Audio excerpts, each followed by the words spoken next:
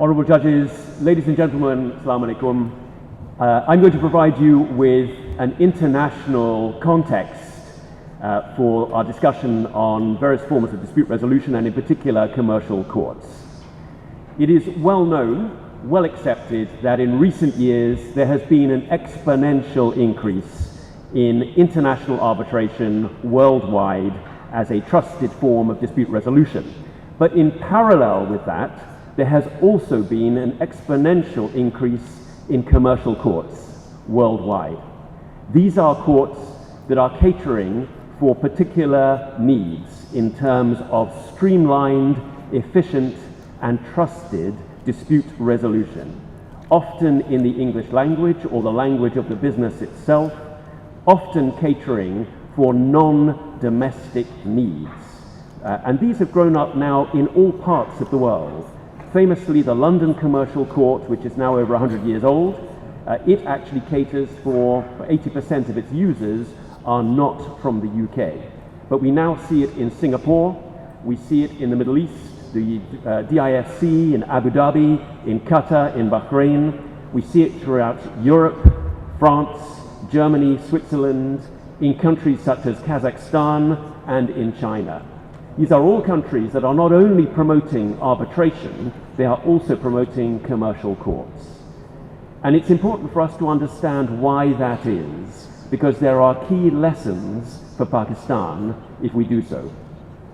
You can distill 4 key drivers for the establishment of these commercial courts. And those 4 drivers apply to Pakistan as they apply everywhere else. I'm going to identify them very briefly. Firstly, there is a critical relationship between international arbitration and court. There is a common misconception that somehow arbitration and court are in a relationship of competition and antagonism. That is because people resort to arbitration because they're dissatisfied with court. But that actually belies a key relationship between the two. What has been found in successful seats around the world, those are countries that have successfully developed their international arbitration system, is that there is a critical symbiotic relationship, an interdependence between arbitration and court. And in fact, in order to promote alternative dispute resolution, what one has to do is promote a wider alternative dispute resolution ecosystem. The ecosystem has a number of components that all relate to each other. One of them will be arbitration. Another will be other forms of dispute resolution, such as mediation. But critically, there will also be court. Without a successful, efficient, and trusted court, you cannot have a successful, efficient, trusted arbitration system. And Pakistan is the greatest example of that, because arbitration here, if we're honest, is a precursor to litigation.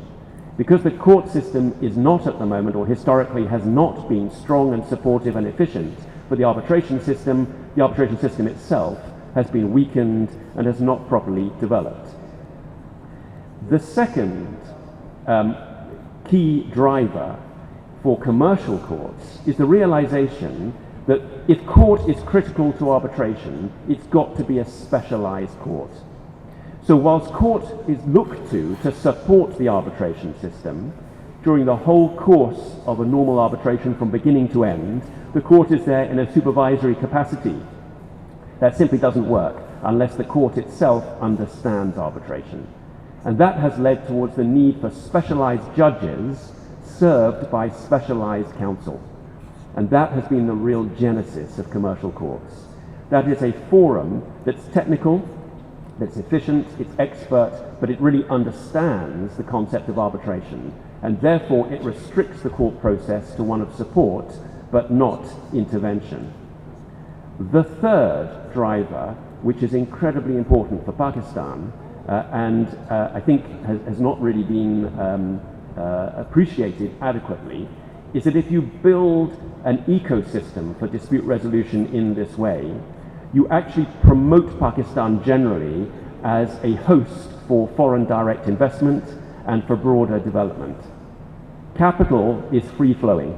It flows to those countries where there is trust and confidence. And indeed, an efficient method of exiting a project is as important as the initial entrance into a project. The whole system, the whole chronology of an investment requires there to be an effective form of dispute resolution. And so if you build the ecosystem, which means efficient arbitration supported by an efficient court, then the host country becomes attractive for foreign investment. It becomes an environment where you will have naturally more development in many, many different ways, both legal and non-legal. And that leads to the fourth driver, which is also incredibly important. If you develop an efficient, trusted system of dispute resolution with all its dimensions, arbitration and court, there are a number of side effects which are extremely significant. Firstly, empirically proven by many countries, you have invisible earnings. You will have more people coming to the country spending money. You have actual economic development around the periphery of the dispute resolution process itself. Further, you develop jurisprudence. With specialized courts, you have more specialized judgments. And so the law becomes more sophisticated and thereby more trusted. People trust English commercial law. That's because of English courts. And a lot of English commercial law actually is derived from arbitration. Most of English contract law for many, many years has come from cases stated from arbitration to court. So you get invisible earnings, you develop a more sophisticated, trusted jurisprudence, and then thirdly, critically, you raise standards generally. Because if you have a functioning commercial court that is reflecting international standards and norms, then local counsel get exposure to a system they might not otherwise have contact with. And that raises standards generally, not just within the commercial court, but more broadly even within other courts. And that means overall development and an overall expedited way to get to a trusted system that will give confidence and overall improve the overall legal scene.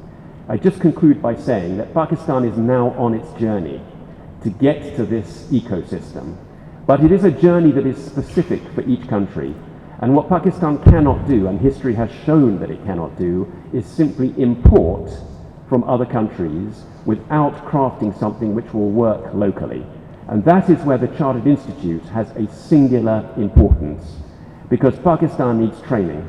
This system will not work unless everybody buys into it.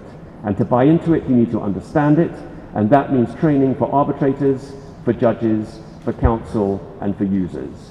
That is something which is a collective good. It is something we should all now be supporting, and this, I would suggest, is the beginning of hopefully now, at long last, a successful journey. Thank you very much.